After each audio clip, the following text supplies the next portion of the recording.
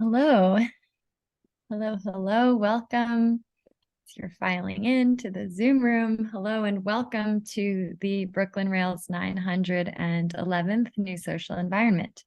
I'm Carolyn, a Programs Associate here at the Rail, and I have the extreme pleasure and privilege of being your MC today for a conversation featuring Michael Rakowitz and Anne C. Collins. We are thrilled to welcome poet Emily Jungmin Yoon here to close today's program. Before we get started, the Brooklyn Rail acknowledges Black Lives Matter. Here in New York, we are on Lenape-Hoking, the unceded land and waters of the Wappinger, Canarsie, Munsee, and Lenni Lenape people of the Delaware Nation and Shinnecock Indian Nation. We recognize land acknowledgements are not a replacement for necessary decolonial work, but serve as a reminder of place, of the legacies of dispossession and enslavement that sustain and enrich the stolen land we are speaking from. And now to introduce today's guest and host. Iraqi-American artist Michael Rakowitz interrogates social geographies on a local, regional, and global scale, working at the intersection of problem solving and troublemaking. Among his first projects is paraSITE, from 1998 ongoing, a series of custom-built inflatable structures designed for unhoused people that attach to the exterior outtake vents of a building's HVAC system. Recently, he has been the recipient of the Fourth Plinth Commission in London's Trafalgar Square, the Nasher Prize, and the Herb Alpert Award in the Arts. His work has appeared in MoMA, Whitechapel Gallery, MassMOCA, and Tate Modern, among others. Rakowitz is a professor of art theory and practice at Northwestern University. Our host today, Anne C. Collins, is a writer and regular contributor to the Brooklyn Rail. Her work has also appeared in Degree Critical and Variables West. Her film editing projects include Joan Didion, The Center Will Not Hold, Can You Bring It, Bill T. Jones and D-Man in the Waters, and the Netflix series The Pharmacist. Her film work has screened at Sundance, Berlin, and New York film festivals. She lives here in Brooklyn. Thank you all so much for joining today, and I'll turn it over to you, Anne. Thank you, Carolyn. Really nice to be here today and to be speaking with you, Michael. I'm wondering if you could tell us a little bit about this new body of work and how it came into being. There are a number of pieces. There are works on vellum. There are installation pieces. What made all of this come together right now? Thank you all for having me, and Anne, thanks for the introduction. Before I get started speaking, I want to just uplift what you all said and to acknowledge the fact that I'm speaking to you today from the unceded territory of the Kickapoo, Peoria, Potawatomi, the Miamia, and the Oceti Sakowin. This territory is also known as Edgewater, Chicago. And so the project really got started as a result of a long-standing interest in public art, which was something that I felt very compelled by, especially after studying with Alan Wexler, who came to Purchase College, where I was studying as a visiting artist. And so much of what we were exploring in that class was fundamental to the projects that I do, that I've done for the last decades. And in particular, thinking about work that finds itself in the everyday environment without necessarily asking for permission or presenting itself on something like a plinth. However, it also got me thinking about the history of place and of site, thinking about things like site specificity. What are the things that we're taking into account as artists when we present work? And so some of that is most readily seen in American cities and across the world by what we call, memorials and monuments, which I was probably conflating for a good part of my life as being the same thing, but also in recent years, as there's been a kind of more public and inclusive conversation about monuments, looking very closely at the etymology of the word. And recognizing the fact that the monument comes from the Latin monere, which doesn't really mean to remember, but means to remind or to advise or to warn. And so it's from this Latin root that you get words like demonstrate, remonstrate to someone, shows someone the errors of their ways, and you also get the word monster. And so the monster, apparently, the history of monsters in human history was that they were sent from above to warn humankind below. And so as we are wrestling with the idea of what a monument is and who should be valorized and where and when, it is, in fact, I think, a kind of crucial part of the life of a monument to have it be something that is questioned and, in many cases, removed. And so this was a project that I thought would also be interesting to do, given the fact that, one of the first books that I got as I became more interested in public art was this book that I bought at the Strand when my parents took us into the city one weekend, called The Monument. And it was written by Samir al-Khalil, an Iraqi architect who, this was a pseudonym. It was later revealed to be Kanan Maquette, who wrote this book. And it really kind of delves into the history of this monument, celebrating the Iran-Iraq War and the Iraq victory, the Iraqi victory over Iran that Saddam had declared. And it's actually Saddam's hands blown up 40 times and cast in bronze, and then wielding swords that are melted down from Iranian helmets and machine guns. And so this was really kind of presented as uniquely vulgar, when in fact it follows with the way that monuments have traditionally been built. That in Trafalgar Square, you have the Nelson's column, and the capitals of which are made from the melted down cannons of the HMS Royal George.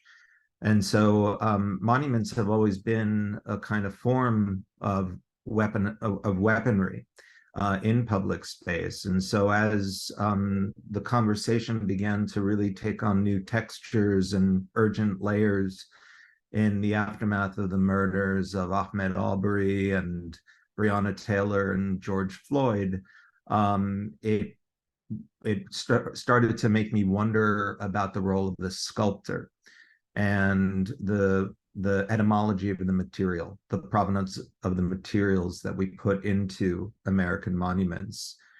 And I focused on one particular case study at first, which was Henry Merwin Schrady, who was a sculptor that had won the commission for the Ulysses S. Grant Memorial in Washington, D.C., and subsequently won a commission for the Robert E. Lee Monument in Charlottesville, which was the site of a protest, a flashpoint for the Unite the Right rally in August of 2017. And to think about the fact that the same sculptor, the same hands formed those two works, and that the same foundry, Roman bronze works in New York City, was responsible for casting both of those monuments. What does it mean to have one of them removed and one of them stay? And is there a shadow of the removed monument that exists in the one that remains? And to really kind of ponder our history when we think about the fact that the materials themselves that are used to make these things are being extracted from lands that have been depopulated and excluded of its indigenous inhabitants. I'm really struck by the idea of materials being used by the same foundry to create two different monuments that, as you point out, are made by the same artist.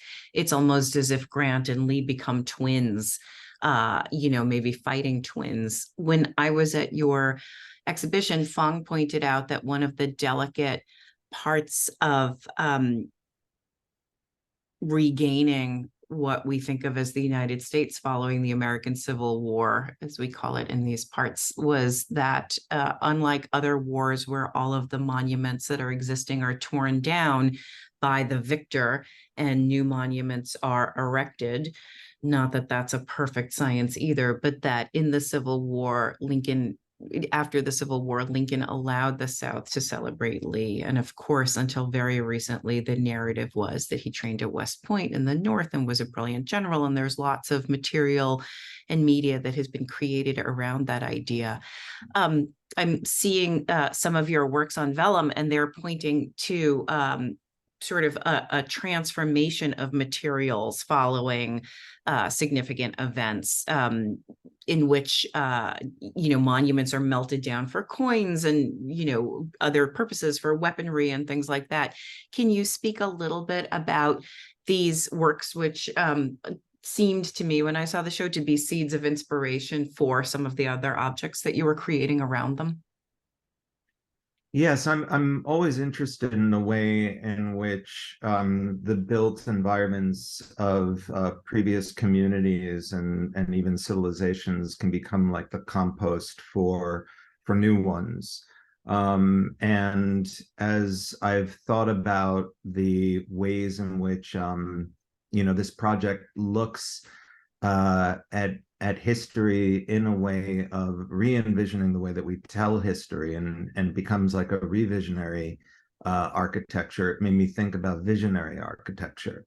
Mm-hmm. And visionary architecture is something that's always interested me. And again, it was very much Alan Wexler's influence.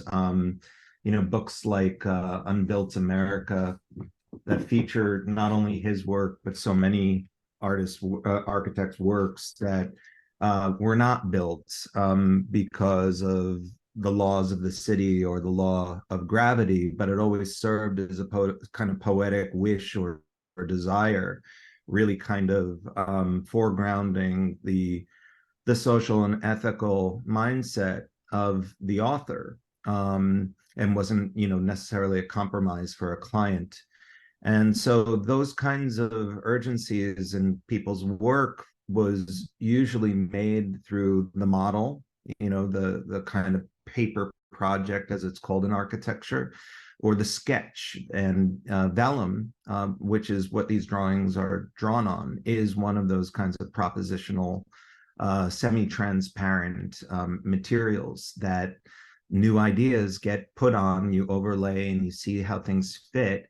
And so as I was looking back on these other moments of the urban environment of these monuments, I started to think about what are the second lives of monuments that may have disappeared or have evolved into other things. And so it became interesting for me to think about them as a form of spolia, this kind of traditional way of working that's existed in places like Rome, where old pieces of the Forum, for instance, were recycled to become one of the only cubic arches that exists in the world, the Arch of Janus, which historians don't really know what the function was. It really is kind of an interesting bricolage of different pieces of the Forum. But the fact that it's called Janus, the Arch of Janus, and thinking about Janus as a symbol of two faces, like you were saying before, and about like twinning, this idea that we can see Lee and Grant as being two sides of the same coin and basically the same heart of a country that continues to oppress and to depopulate. And so it's a very it seemed like a form of research that would teach me a lot, of being able to look up these case studies and to more or less tell the stories, but tell it through drawing. there is a sense of something spectral or ghost-like in the drawings, in the way that the layer beneath is still showing. And it makes me think about sort of the carrying of the past with us in all forms and iterations, which I found very moving. I was charmed by the way you think and source and use materials in this work. And the vellum certainly spoke to that long-standing tradition and history of rethinking what was around and composting, as you say. Can you talk a little bit about American Golem, which I circled and circled and photographed, and the photographs meant nothing when I got home, and I had to go back and see it again because it's so wonderful and complex and enormous, and there are so many voices in that work. Can you talk about sort of how you arrived at this? And obviously I would love to hear more about your materials, which are so well documented in the piece itself. Thank you. Yeah, the thing that I became aware of with all of these sculptors was that many of them had not only built at the scale of urban monuments, but also for domestic space as well. So someone like Antonin Mercier, a French sculptor, and you can see his work in the left-hand side of this image, which is David before the battle. And knowing that this man who also sculpted the figure of Robert E. Lee that was presented on Monument Avenue in Richmond, Virginia, was a bit of a kind of primal scene for me in the work, and thinking about the ways in which a lot of these iconographies and these material cultures that end up shaping empire and militarism and settler colonialism, found its way into the domestic space. And I started to collect a lot of these examples of these artists' work on the domestic scale, and to also collect samples of the things like, J mist granite, which is used in both Confederate and Union monuments, and it's extracted from indigenous land, to incorporate all these things together into something that would be a monster. And the golem is an interesting, it's an interesting form. It's an interesting story to enlist in a project like this, because the way that it exists in Jewish history is that it was this beast that was made from clay for Jews who were forced to live in shtetls and in ghettos, and was this myth of a protective kind of, I wouldn't say a deity, but a monster. And the golem traditionally has the word emet in Hebrew on its forehead, and when you whisper one or the other into, if you whisper that into the golem's ear, it sort of stands by. And if you erase the aleph in the Hebrew, and emet becomes mat, which means death, then it activates the golem, and it protects from marauding armies or infiltrators. And so this idea of these pieces that are not just now objects, but are actually objects that have power, so they're imbued with power, so they become something different, they become relics, shows that these materials are not innocuous. This is not just the portrait of a young girl by Thomas Ball that you're looking at right now. It's a very creepy bust of a teenage girl or preteen girl. And on it is a story that's written about how Thomas Ball was actually charged with making, what everyone calls the Freedom Monument, which is this depiction of Abraham Lincoln freeing an enslaved African American. And so this is, of course, a kind of iconography and a pictorial history that is very, very racist and paternalistic. And it's one of these monuments that we're currently rethinking here in the United States. To know that Thomas Ball wanted to use himself as the model for the enslaved African and was then told by the jury to have a man named Archer Alexander serve as the model. The story comes out that he was so disturbed by the presence of a Black man in his domestic space that he eventually had to work from a photograph. And at the very bottom, there's the handwritten note that talks about the fact that Frederick Douglass, at the inauguration of the monument, had to say that truth compels me to say that Lincoln, by all his associations and all his actions, was a white man. And that, he had told us as Black people, in his quote, that we had caused the war. So these kinds of things need to be said out loud. And so the technique that I started to really kind of, enlist in this work was to think about it being a form of iconoclasm, to write on these things, but to also write in a way where it's not just a polite caption that's off to the side, as some people are thinking is the appropriate thing to do, to just recontextualize these monuments. A little brass plaque isn't going to do it. And so, I was one of the people that during the uprising of 2020 was seeing the images coming out of Richmond and seeing the spray paint and this kind of incredible coagulation of rage and vision that was really kind of visited on the monument, and to then see the projections on the Lee sculpture itself of people like George Floyd and Martin Luther King Jr. and Harriet Tubman, it was like the sculpture was finally finished. It was as if like the pressures in that moment had actually finished the sculpture. And I always think about sculpture as exertion of pressure on a material. Like when I teach my students, I talk about that it's like the pressure of the hands pinching the clay that makes it gain a new form. Hammer hits chisel, hits stone, removes material.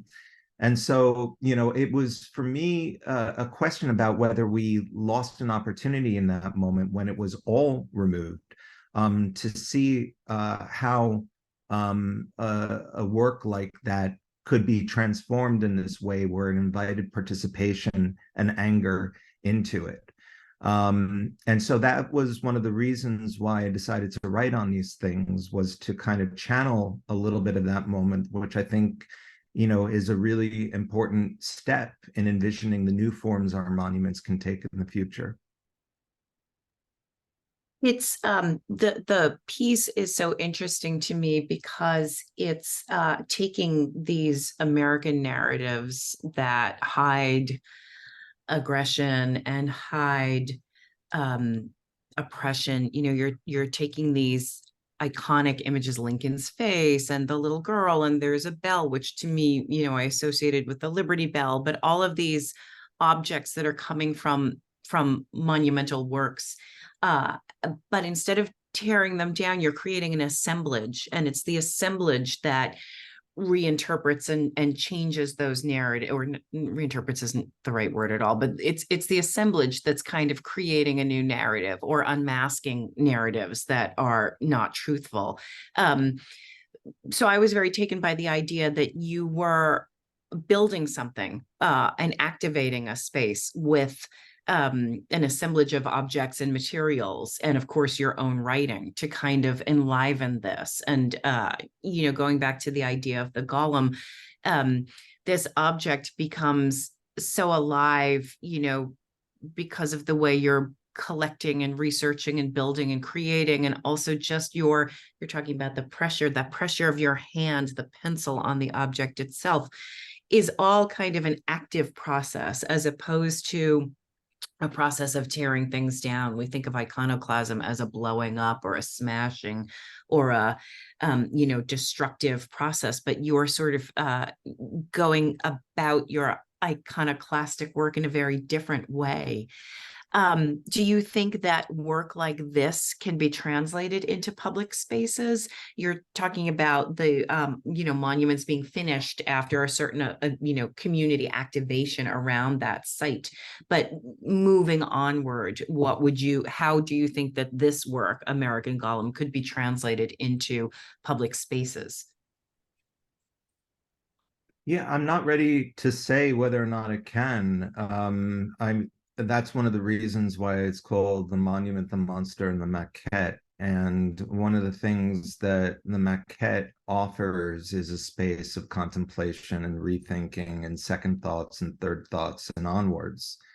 And I think one of the things that I learned studying with people like Alan Wexler and Krzysztof Wodiczko, Dennis Adams, and John Jonas was that the possibility of a rewrite of a kind of rethink is a space that we as artists should claim. And it exists very often in architecture where you generate multiple sketches, multiple models, and the sad part of, well, there's many sad parts about monuments and memorials as we're seeing, but like one of the things that's very unfortunate is that we always seem to kind of gravitate towards the final idea.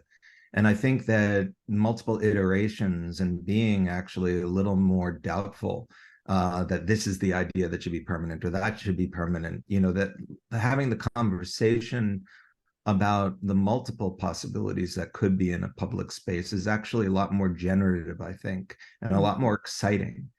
So the proposal for me has always been the more exciting space, because it's a space that's filled with possibility, but also like a kind of plurality and a multitude of possibilities.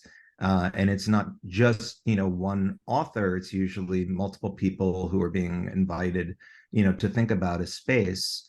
And so I think if we can get more accustomed to that and more comfortable, with it being something that would be a space that generates ideas as opposed to a space that receives one particular idea, it would be, an interesting evolution, I think, so like books like this, like Unbuilt America, or any of the other books that really, were pivotal for me as an artist who really, feels most comfortable in public space. This is something that I think, is a possibility that we haven't really explored. And we always think about like the model or the drawing as being, material that isn't, the material. And I think it is. I think it shows a through line of thought and a little bit of tenuousness. And that to me doesn't mean that the work lacks conviction, that these ideas that may be multiple ideas on one particular theme, are somehow, not fully formed. I think the fact that it shows that it could be multiple possibilities in one space is actually more exciting than settling for one. It speaks to the idea that, with planning and creating being a process full of potential, there is this, it becomes a metaphor for the idea of narratives being unfinished and histories being unfinished and multifaceted, and the idea of shifting focus and rethinking things and keeping narratives as ongoing recollections of events that we're still grappling with, or that continue to inform, or that haven't changed, or that need attention, becomes sort of the focus of the work, instead of, as you're saying, creating something that is finished and permanent and solid and erected and placed and named and sealed off in a way. I was very intrigued by a work that is in the gallery very close by, American Golem, and almost frightened. Well, I was frightened by it, but I had to pull myself together. But can we speak to Behemoth, please? And can you describe a little bit about what happens in the gallery?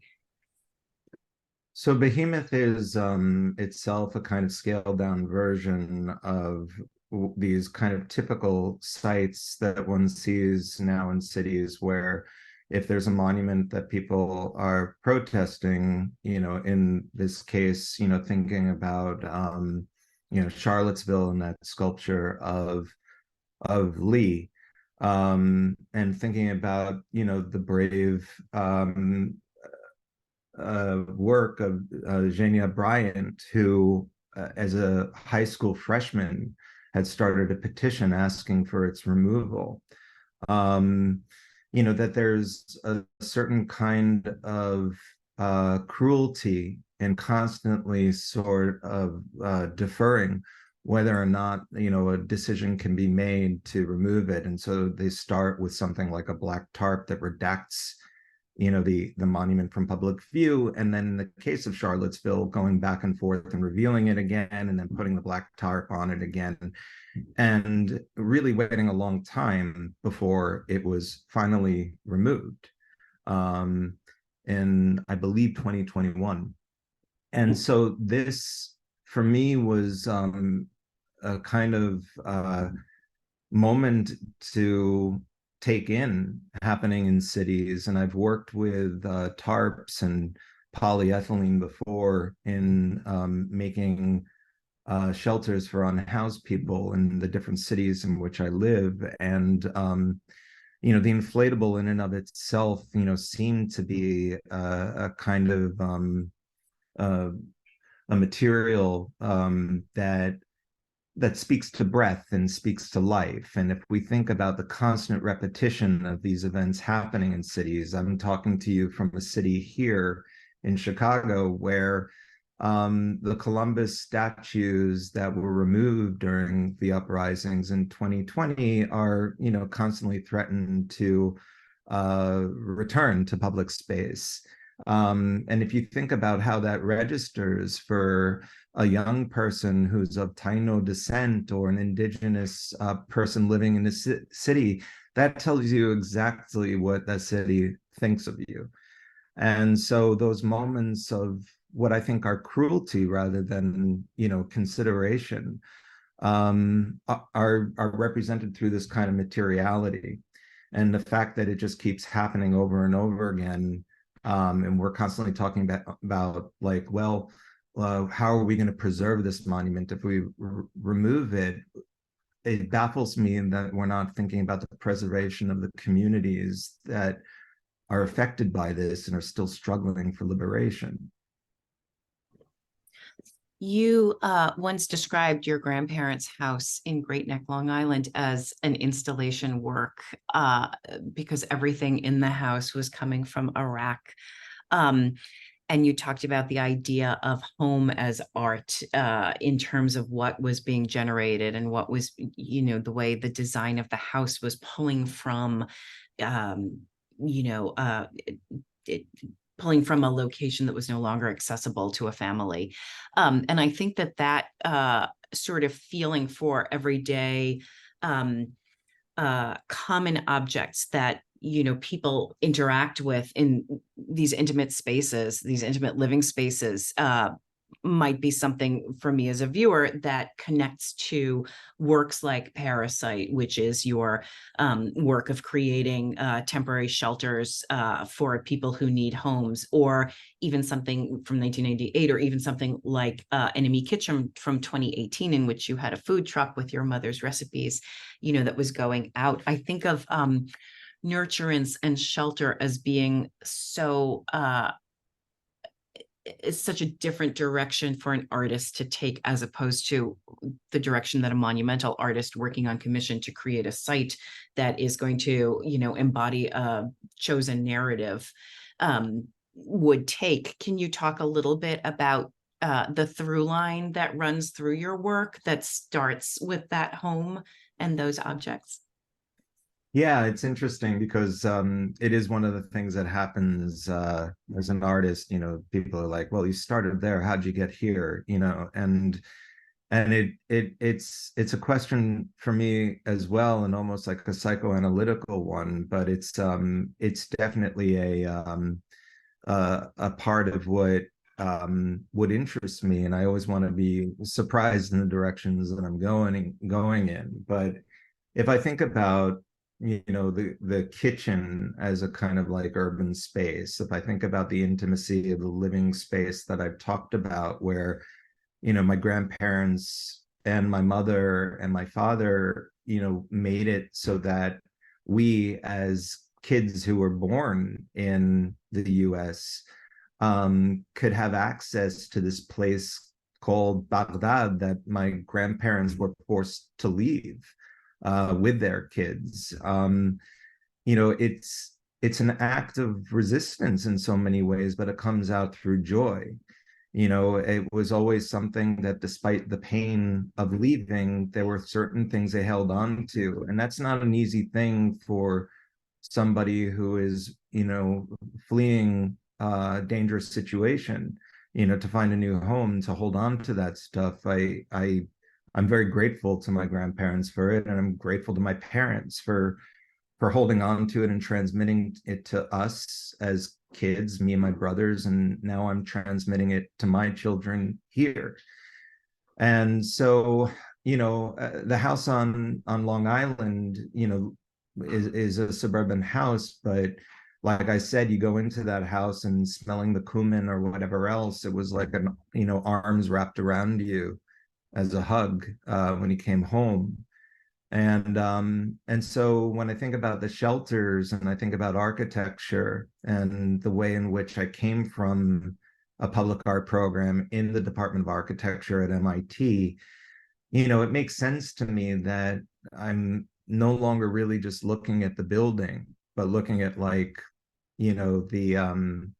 really formative moment in human history that made cities form. There's a book by Michael Pollan from 2005 called The Omnivore's Dilemma. And in that book, he describes the way in which cities formed as a result of people deciding to cook together and to eat together. And there is this one Iraqi recipe called maskuf, a Mesopotamian recipe that goes back to Babylonian times, which is a carp that you fish out of the Tigris River. And you generally fish multiple ones out and you cook them together and you slice them from the back and you open them up and they're like a butterfly fish, and put it on two steaks and you set it up in a kind of triangle. Well, these fish, they look amazing, like surrealist fish, because it's kind of like a mirror image of one on top of the other when it gets butterflied. And it takes anywhere between 45 minutes and 3 hours for it to cook, because it's cooking not directly on the fire, but next to it. And so it's taking in the flavor of the apricot wood and the slow heat. And, people smell it and they all gather and, they have arak and they have meza. And before you know it, you've got a party. And so thinking about the party and participation as a kind of primal scene in cities, makes me realize that even though the work, um, takes a tributary into this more domestic space, I'm still talking about cities. And I think for me, the thing that I realized early on was that it's less about the buildings for me than it is about the people. And so each of those shelters that I build are made custom for the person that I'm building for. And so it takes on not only their needs, but also their desires, the kinds of shapes they want, the colors they want. And so it began as something that was about architecture, but it became also about portraiture. Furniture design is often described as a study of the human form, how the body rests, folds, moves. doesn't move, moves into different states. And architecture, is often about human forms coming together, and that extends into urban architecture, of course, as well. There is, as you've said, in Behemoth, there's a breathing quality to that. There's this inanimate collection of materials that takes, a very lively form. When I walked into the gallery, Behemoth was on the floor and began to rise. And for a split second, it was a little terrifying. And then for like the second split second, I told you, Michael, I thought, oh, is this performance? And is he in a plastic garbage bag? And then sort of got myself into the gallery, in the third second and said, oh no, this is, something, it's an automaton kind of machinery that's making this happen.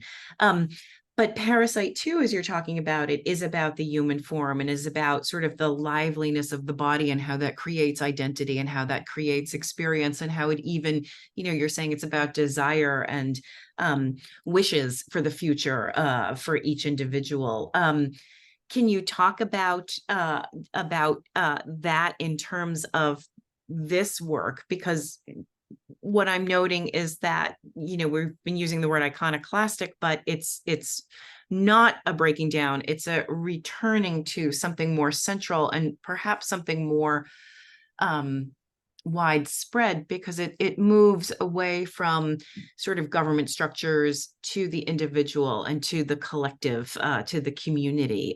So that was something that was even the assemblage of American Golem, but also the breathing quality of Behemoth all seems to say that there's something else beyond the, the few in power, beyond the ruling power, that there is this sort of community thing that's happening. I would just love to hear you talk about that a little bit. Well, I think, it identifies a kind of cycle, where like I said, we see these same cycles play themselves out in history. And it's not only the cycle of putting up a monument and taking it down, it's also the cycle of the way in which, this country and others had treated minorities. And, that's just one example. And if we think about the possibility, if I'm following your question properly, or your thought properly, of thinking about how it proposes something new, we can interrupt the cycle. There's a point at which, Behemoth doesn't have to inflate again. And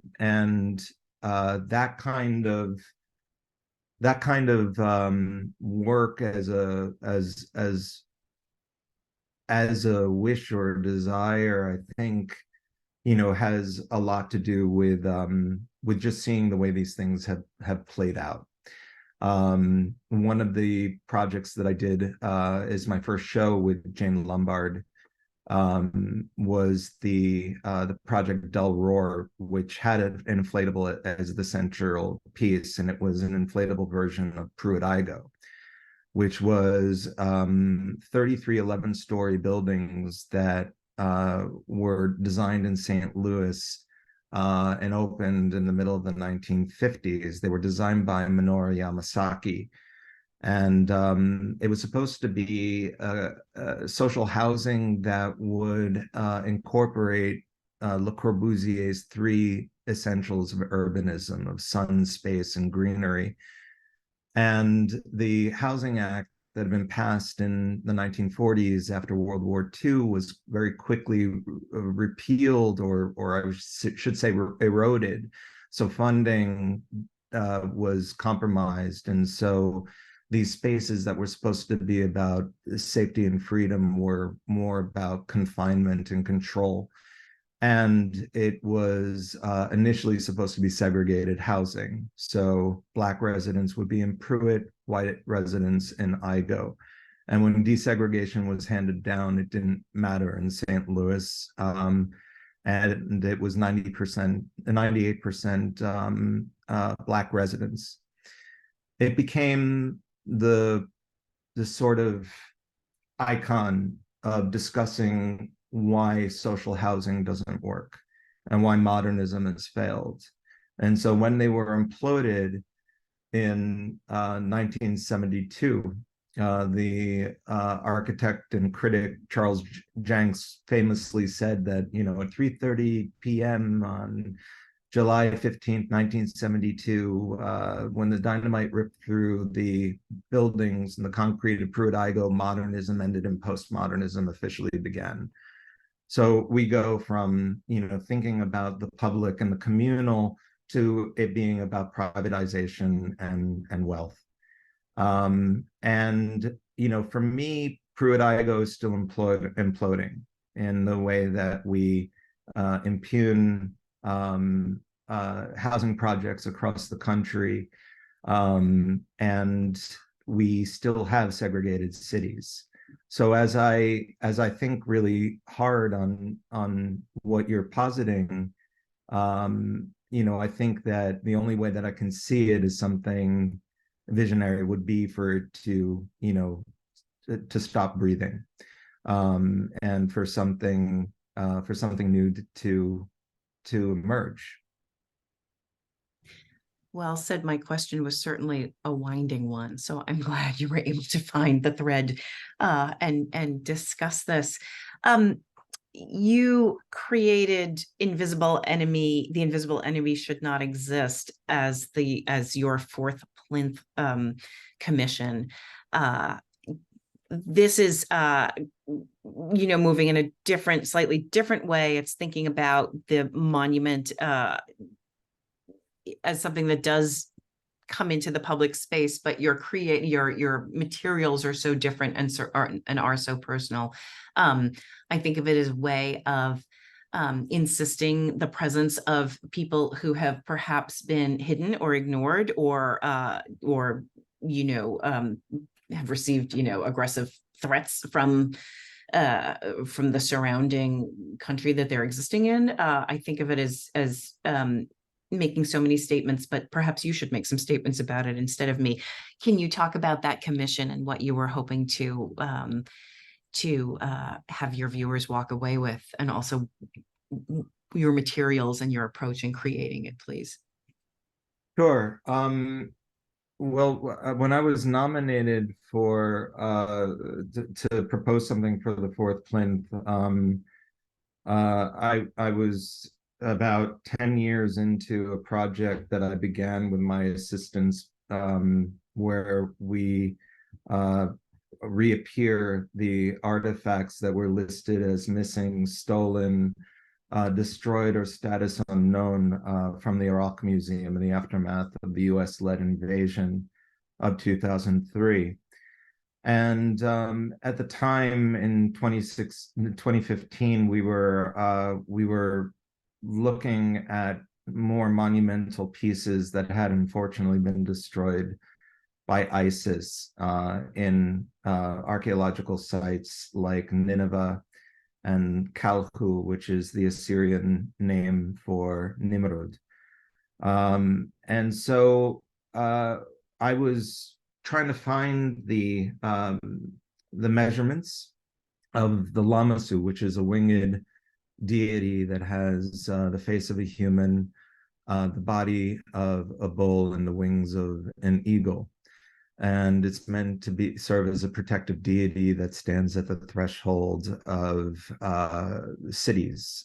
So at the gate, the Nergal Gate in Nineveh, and at the entrance to the palaces in both Kalhu and in Nineveh. You've seen them at the Metropolitan Museum of Art and the Louvre and the British Museum and nearly every encyclopedic and imperial museum. When I found out that it was 14 feet in length, it was interesting to have the coincidence that the day after I received the blueprints from the Fourth Plinth for me to draw up my proposal, and it itself was 14 feet in length. And so I thought to myself, what else would I do?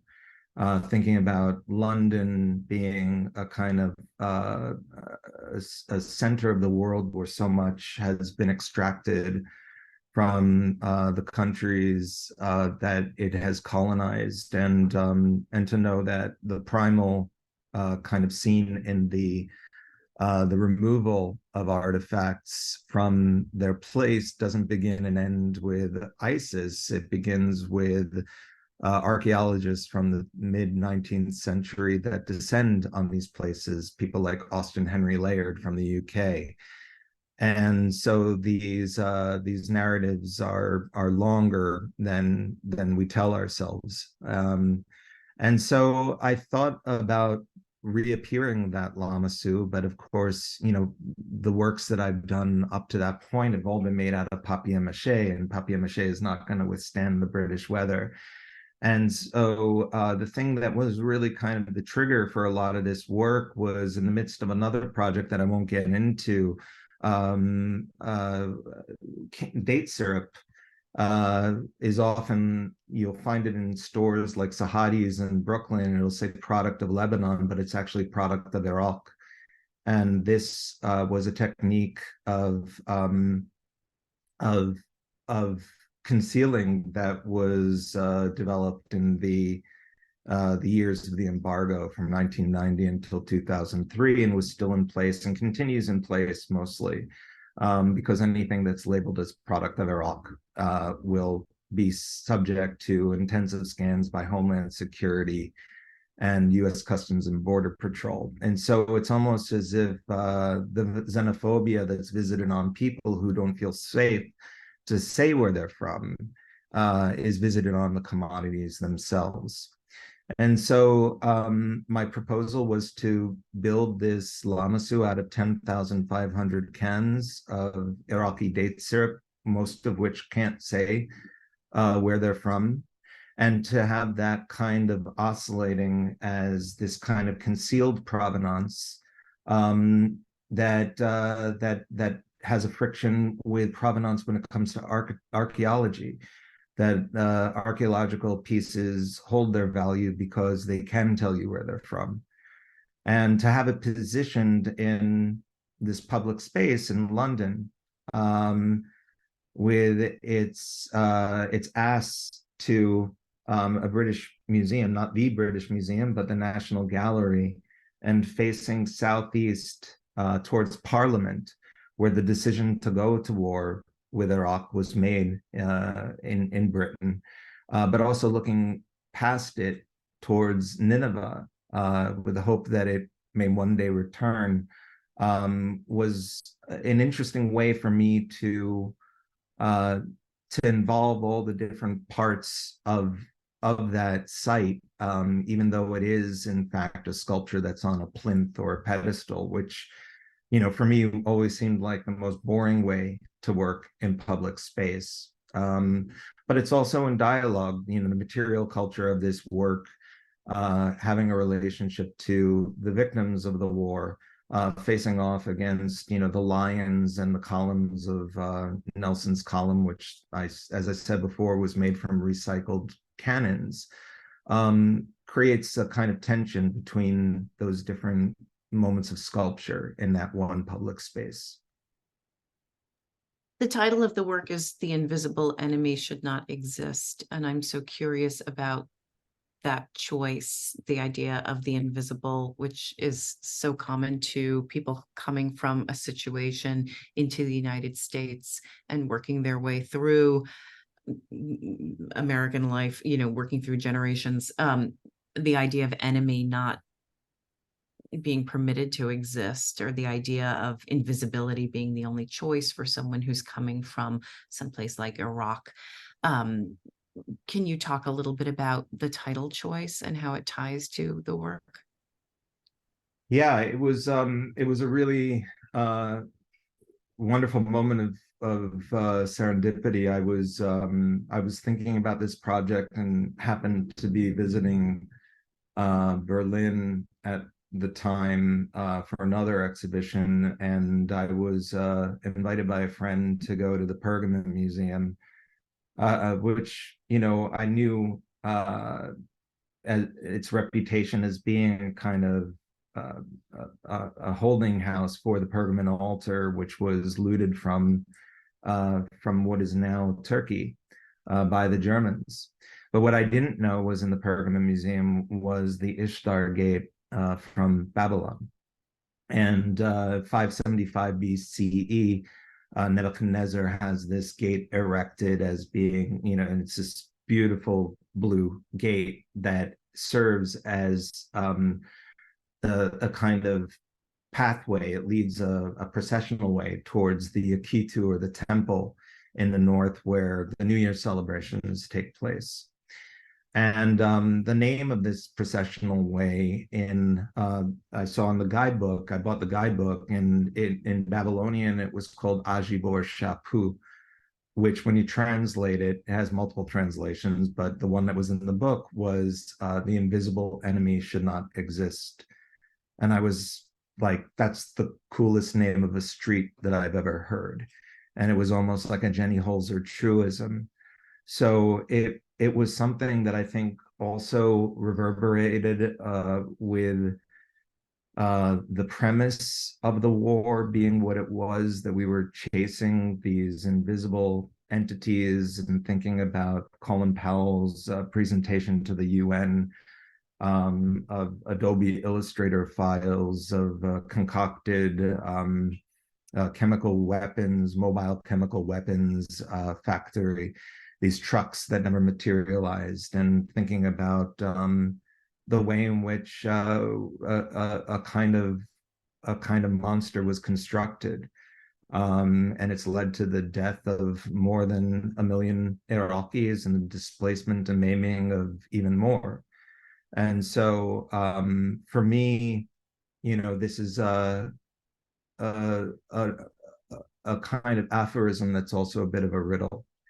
And it just seemed like the most appropriate way of framing the work, and I'm grateful to the Babylonian that came up with that name. It is like a Jenny Holzer. That's exactly. It's so poetic and wonderful. Alongside this work, you begin a more community-based project called Enemy Kitchen, which is a mobile food truck. Can you speak a little bit about that? It's a public institution in its own way, but it's not monumental. It's more of a, familiar kind of nurturance, source of nurturance. It's it's something that we tie to businesses, but your staff is very unusual. What's being served is very unusual. Can you speak about that moment when that came into being, please? Yeah, well, the food truck itself came into being in 2012, but it's a project that I feel like began in 1991, when the first moments of the Gulf War happened, and I was I think I had just turned 17, and there was a moment where we were at the table as a family watching all of this happen over dinner, and I remember my mom pointing out to me and my brothers that that there were no Iraqi restaurants in New York. And it was a profound thing to ponder, because my mother's an amazing cook, and she has been a profound influence on everything that I do. And I wondered what she thought about that, what she meant by that. And, she could open up a restaurant. But as I got older, I kind of realized that it could also mean that Iraqi culture was not really visible beyond oil and war. And we knew as Iraqi Jews that we were much more than that. And so the contextualization of what it means to be Iraqi was something that had always existed in the space of violence, in a way. Like, we only really heard the word Iraq in the US in connection to the Iran-Iraq War. But for us, it was the stories that my grandmother, would tell us about Baghdad, and it was the food that was just so joyous and delicious. And so as the drums began to beat towards war again in 2003, I started, kind of working with my mom and putting recipes out there in the world, and for different public audiences that were the recipes that she cooked for us. And then as it evolved, to not only being something that engaged with New York City public school kids through the More Art program that's run by Michaela Martagani, it eventually moved with me to Chicago, where we have a huge Iraqi population, mostly of Assyrians from the north. But also Chicago has one of the largest concentrations of military academies in the country. And I started to think about during the war, one of the things that I read as a statistic was that most Americans had not met a veteran or an Iraqi. And so I thought about how would those two stories get circulated to people. And so if they weren't going to come to those stories, maybe those stories would come to them. And so I bought an ice cream truck from 1976 and had it outfitted in both Arabic and English as enemy kitchen. The chief chefs are Assyrians, Milad Sha'er and his brother Michael Sha'er and his father Jaher Sha'er. And the sous chefs and servers are American combat veterans who've come back and have become anti-war activists and have joined different organizations like About Face or Veterans for Peace in the hope of dismantling the military-industrial complex. And the kind of interaction that happens on that truck has been amazing to observe. I've seen an Iraqi who recognized the American soldier from Baghdad, and they had an ongoing relationship where this guy, Greg, was a photographer, and he made a photographic series with this woman named Sabah. And then, thinking about the way in which we make the kofta or the kebab on the truck, is we use these skewers, and there's ground meat that's been spiced with Iraqi baharat spice mix. And the way that it worked on the truck was that, one of the veterans would imprint their hand onto the kebab to shape it, and then one of the Iraqis would put their hand on top of it, and then they would move up the skewer, and you had these really interesting kebab sculptures that had the kind of casting of the inside of their hands, not holding weapons, but making this thing that we were taking into our bodies in this kind of strange communion. And also one of the places that we would visit quite often were military academies. And so it would stop outside almost like this dangerous ice cream truck, where some of the people who were coming out of that academy to get the food would be able to engage in conversation with a veteran who was willing fearlessly to tell the truth about what they had seen and what they experienced. I was thinking that enemy kitchen is an oxymoron. Those are not words that go together, but I like dangerous ice cream truck even better as an unexpected combination of words. There is something about the food truck and the lives that go into that food truck, the community that's built, the unlikely community that's built, that brings me back to American Golem, this idea of assemblage as a means of iconoclasm, or as in this case, similar to what we were speaking about earlier in our conversation, the idea of opening up narratives or dismantling narratives and allowing for the nuance and for the possibility to come in. You're creating this space of possibility, similar to what you're talking about when you talk about vellum or the maquette or the model, that there's this ongoing unfinished work that's new every day and that has this serendipitous combination of chemistries and experiences and day-to-day sort of pressure on materials to make a work. Your work is so rich and complex, and there's so much to dig into. And yet there's this wonderful sort of heart that runs through everything that's so apparent. As much as I'm enjoying just lobbing obscure questions at you, I think it's time that I open this up and let everybody else ask their questions, because it's just amazing to hear about what goes into the things that you're creating.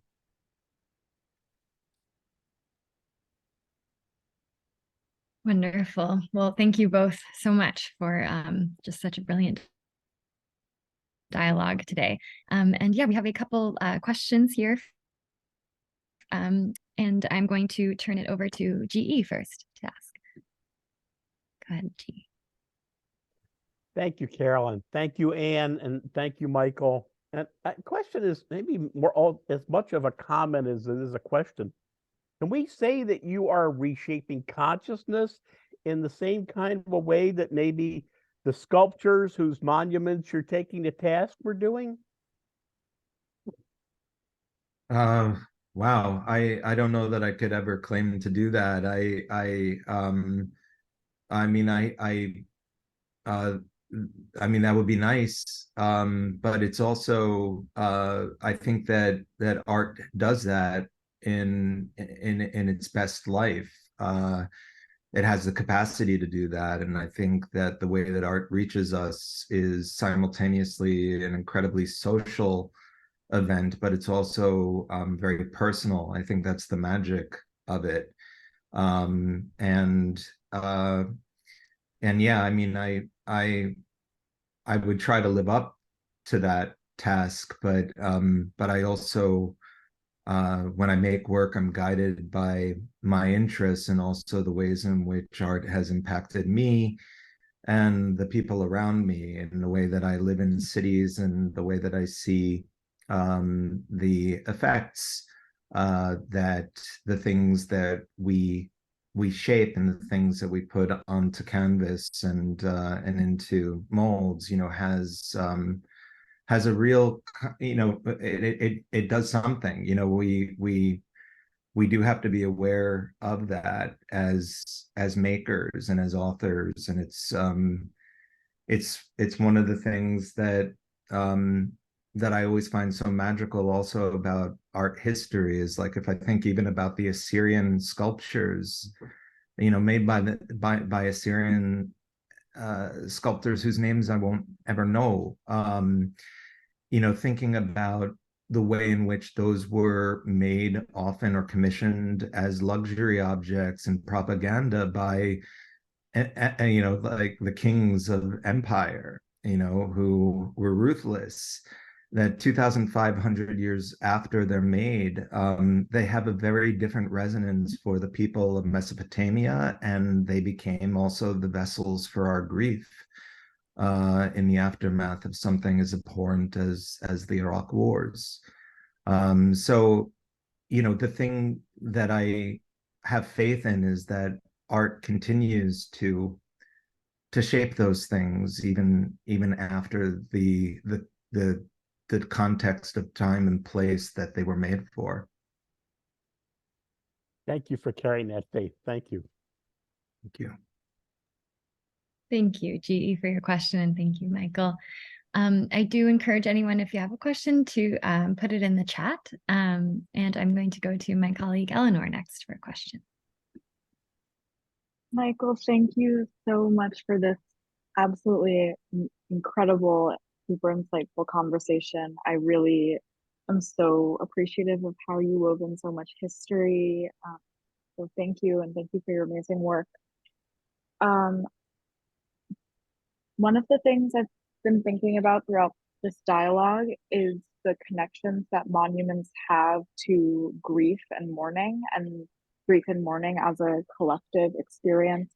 I was thinking specifically about the religious ties to those feelings, especially, for example, in Judaism, there's holidays that commemorate the destruction of temples, and just in thinking about houses of worship as monuments. I was wondering, first of all, if spirituality or how much spirituality plays into your practice. And I was also wondering if grief and mourning is something that you are considering when working in public space, and kind of creating public collective memories and collective practices around those feelings. That makes sense. Yeah, thank you for that question, Eleanor. Yeah, I do think it comes into play. I think that my experience of going to synagogue, throughout my life, one thing that I was always keenly aware of was there was always a reliquary that would not only have, objects that were involved in the ceremonies, and the different holidays that would happen over the calendar year, but there was always inevitably, a burnt piece of a Torah scroll that in most cases, was a memory of the Shoah, of the Holocaust, and a way for me to put into a kind of material presence, what my parents always told me, that when books burn, people will burn too. And so at the synagogue that I belong to here in Chicago, we have unfortunately a burnt piece of a Torah, and it was from arson. That was an anti-Semitic attack back in the 1970s. So there are certain kinds of things that always exist in these spaces of gathering that are meant to kind of to serve as a kind of memorial and monument, as a kind of as a warning that there is this cycle that keeps repeating. And so I think the way that I deal with materials is very much, it's a very honest interest and fascination into, what the history of those objects are. I mean, the fact that I found this can of date syrup that said product of Lebanon is which started all my work basically from Sahadi's, and then Charlie Sahadi looking at it and says product of Lebanon, and he tells me your mother's going to love this, it's from Baghdad, and he explains to me the practice by which it all becomes concealed. It wasn't just like a $4.99 can of date syrup at that point. It was holy. This was a way for me to access something sweet that was coming from this place that had been framed by so much bitterness, including the departure of my mom's family. And so these things really do mean a lot to me, so if I am holding that piece of marble, this piece of Yule marble that was used in Daniel Chester French's, same kind of marble that was used in Daniel Chester French's Lincoln Memorial, it's not just a chunk of stone anymore. And one of the things that I've been doing, for 20 years now is trying to collect fragments of the Iraqi Jewish history. And some of those things are plates that were smuggled out by the Jews when they were forced to leave. The porcelain broke on the way, and so what survived was the metal. And I have had meals, using those things so that they're not locked into a vitrine, where they're made dead, that we continue. And during my daughter's bat mitzvah last November, the yad that she used, the pointer, because you're not supposed to touch the Torah, is one that I found from an antiquarian online that was from Baghdad, but it had also broken when whoever brought it out left. And so you can see where it was mended. And so that brokenness for me is also a big part of its physical history now, not something to be hidden, but to actually see. So I do think about, these, the power of tradition. If somebody isn't spiritual, I think we can agree that the aura of work, of, where it's been, where material has been handed down to us from ancestors, those things for me are never unimportant. And I treat those objects, differently than I would, a pad of sticky notes. Thank you so much. That was really beautiful. Thank you. Thank you, Eleanor, for your question. I'm going to go to Valeria for your question I see here in the chat, and giving you the chance to unmute if you'd like to ask.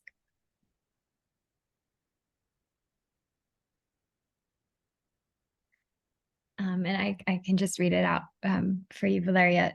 So Valeria put in the chat, could you speak a bit more about the concept of home as art, the building, filling, enveloping of an abode, the process of searching? Oh, that's a wonderful question. Well,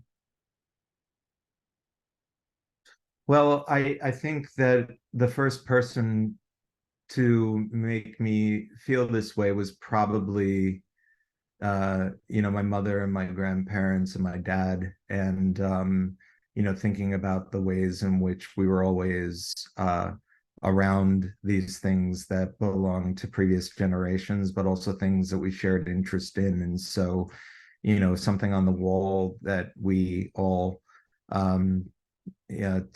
took part in admiring and remembering from places we've been to, was something that was a reminder of how bound together we are, and that's always joyous. When I was working with Alan Wexler as his assistant one summer, one thing that I learned about were the sukkah variations that he made. Again, somebody who was working on this idea of making variants on an idea, not just one. And one of the things that it taught me, we didn't grow up necessarily celebrating sukkah. We never built one in our backyard. But thinking about it as something we come back to every year, as Jews, to build this shelter that is open to the sky and has the kind of ritual practices around it, which makes you, which serves as a reminder to regard your home in a way that's different than before, is something that really, I think, brings the degree of importance into it. And I think about it in relationship also to Eleanor's question of thinking about a holiday as being like a monument that we come back to every year, or a memorial that we come back to. I sometimes think about Passover and the way that it's about the projection of magical meaning onto objects. And isn't that what we do with art? And, maybe Passover was the first conceptual art performance, and it was so good that we decide to do it again every year. And so, this idea about like what Valeria is saying, building, filling, enveloping. I also think about what we fill that is not necessarily tied to material culture. And I think about the fact that Iraq was made available to me and my brothers to the point where it's so important to us, but we've never been there. And I don't expect that I'm going to go in my lifetime.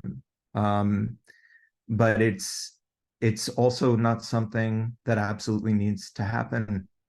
That there is a certain kind of return that is possible to make in the way that my mom's cooking enters my nostrils and then my mouth, and to think about it as being a kind of freedom and a time travel that is not regulated by people that I have to ask permission of, or by conditions of safety.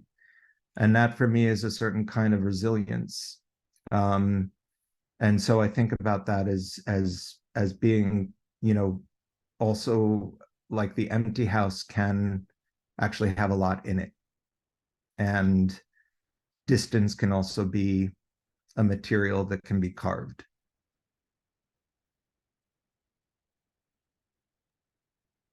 Beautiful. Thank you. Thank you, Valeria, so much for that amazing question. And our final question today will be from our programs director, Chloe. Go ahead. Hi, Michael. Thank you so much for this conversation, Anne and Michael. It's been really generous and wonderful to listen to.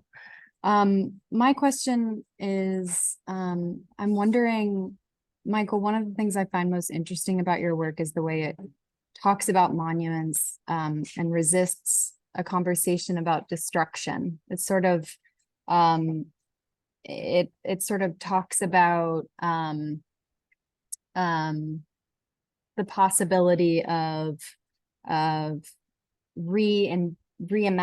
or reinvestigating something through the sift of erasure or through an attempt at erasure, perhaps.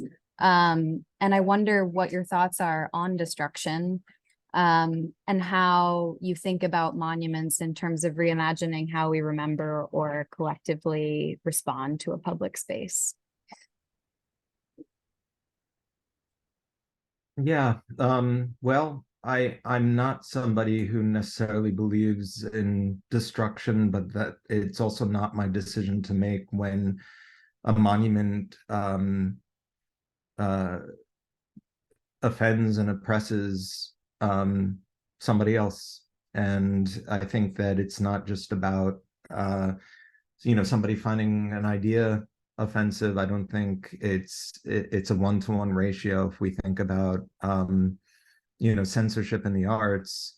But when we think about our unfinished business as a country, about the things that we've not, the struggles that we think we're over but we're not, and the work that's still to be done, there are monuments to be removed. There are monuments that have gone up as warnings. The Charlottesville Monument is a perfect example of that, of it being something that went up in 1924, which is a lot of years after the end of the Civil War. And it was done as a warning to the local community to not have interracial relationships, that there was a kind of celebration of Lee being a kind of culmination of wise white breeding, which is close to the language that was used at the inauguration of that monument. So I'm not looking at that monument and thinking about, the fact that it shouldn't be destroyed or it shouldn't be removed. For me, there's no question where those are concerned. But I also believe that, there's ways in which we can move forward, and we are moving forward in our field as artists and as thinkers, where a lot of this is being pondered, and a lot of really important and meaningful work is being made by people in the Indigenous community and the Black community that are taking these materials and responding to them.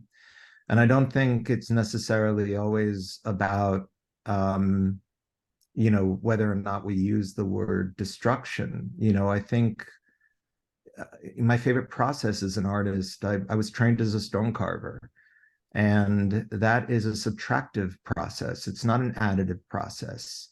And when you carve stone, it's hard not to fall in love with that like amazing quote from Michelangelo, which is that he was never carving the body, he was literally just, liberating it. And so as we remove some materials and as we carve away, we will get to a more liberatory form.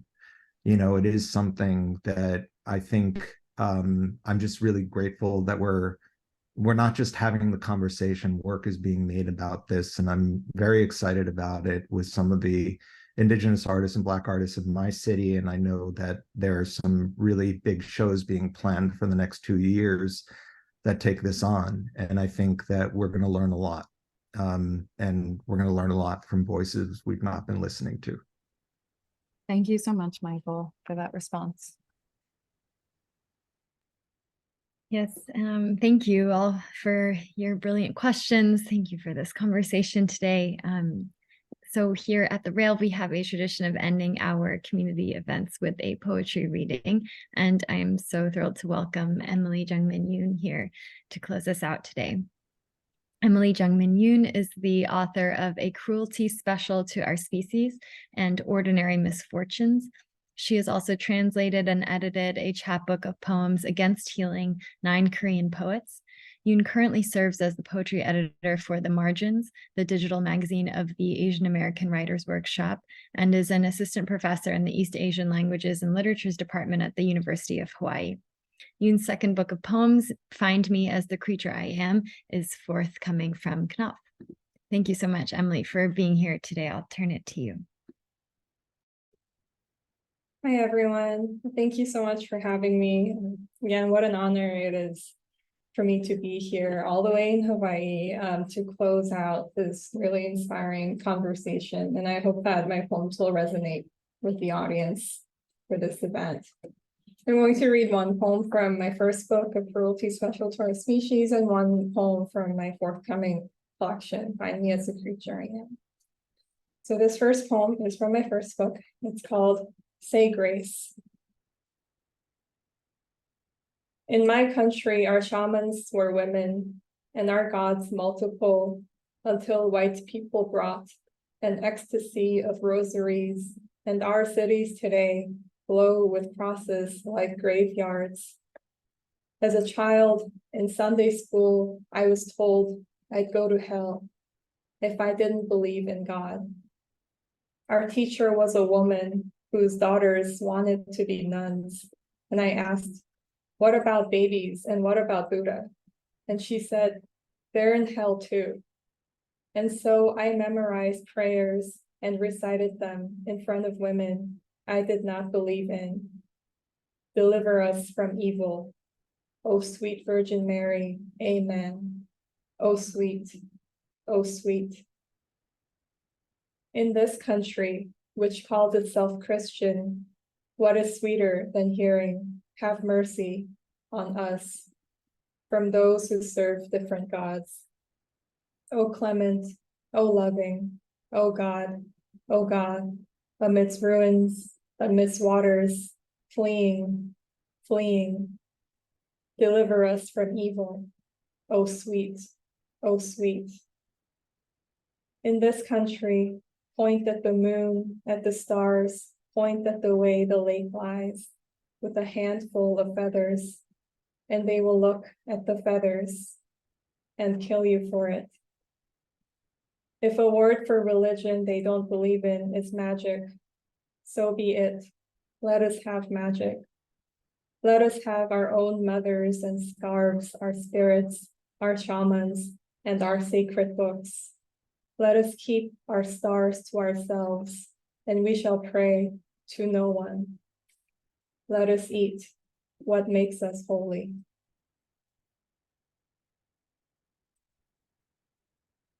What carries us? First, there is the horse. Imagine creatures as majestic, standing. All their lives they stand, withholding. Imagine being tamed, learning to be still, to be speed. Imagine birds as large as horses. We would be flying, grabbing a majestic creature by its color. In cylinders of metal, we are four-legged, beast-like subliminal spaces. One time I was so tired of flying, I wondered if I will spend all my life packing, then unpacking. A complaint of privilege. We are such spending creatures. And when I say we are beasts, is that a metaphor? Metaphor, according to Papasteriadis, is also transportation between absence and presence, articulating action. Its very process in times of extremity is akin to prophecy. I like the idea of transportation as articulation, that the end of metaphor is a kind of arrival, like getting off the train at an unknown stop. So when I say we are beasts, perhaps what I mean to do is remember that predators have forward-facing eyes, and we do grab others by the collar, and we do fly in metal in preparation for the kill. What I want to do is slow down time. Imagine love as a horse. Think about us. A distance apart, only a flying thing could connect us. Standing and pacing, tamed and watching. Then finally, with each other, laughing as if to collapse, unbridled as wild horses. In this era of brevity, in this era of metal, in this era of abbreviation, yes, I am trying to make you think of me longer. Yes, this whole time, the bird, the train, the whole thing about metaphor, I said to say this, that this is what carries us, the slow consideration of what each other is, can be. And first, there was the horse. Thank you. Wow, Emily, thank you so much for that reading. It was stunning, really incredible. And just thank you again, Michael and Anne, for this conversation today. It's been really amazing. We also would like to thank the Terra Foundation for American Art for sponsoring our NSE program and making these daily conversations possible, for their support of our growing archive, which you can view on the Rails YouTube channel. For the past 22 years, the Brooklyn Rail has provided a platform for the arts, culture, and politics through our free monthly publication and public events like our daily NSC. Please check the chat for a link to donate to support the Rail. And join us tomorrow at 1 p.m. for a poetry reading curated by Alice Addy with Maureen N. McLean, Gideon Khan, and Naveen Kishore. And as is Rail tradition, you can now all turn on your microphones and say hello and goodbye as you leave. Thank you again so much. Thank you very much. This was Thank such you so much. Thank you, Michael. Thanks, everyone. Thanks so much. So amazing. Amazing. Thank you for your reading, Emily. Thanks, Emily. Emily. Very inspiring. And go see the show at Jane Lombard. Go see it. Thank you, Michael. Go see the show. Thank Thanks, you, everyone. Anne. Thank you, Fong. Thank you. Beautiful reading, Emily. Thank you so much. Congrats, Michael. Thank you. Go see the show, you all.